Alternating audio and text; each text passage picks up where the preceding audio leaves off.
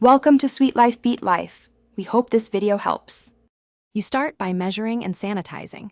This matters because purity affects stability and skin safety. Combine 10% L-ascorbic acid with a small amount of distilled water, just enough to dissolve the powder.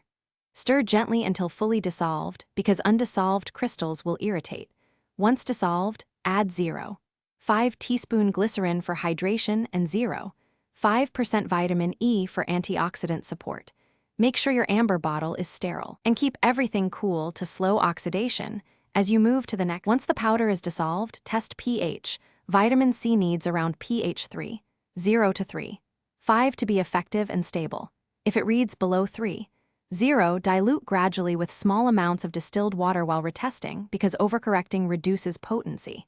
If pH drifts above 3.5, add a tiny pinch of citric acid and retest, cautiously since small changes matter. When the pH is right, mix in your carrier serum base, adjusting texture with glycerin or aloe until it spreads smoothly and feels comfortable on your skin.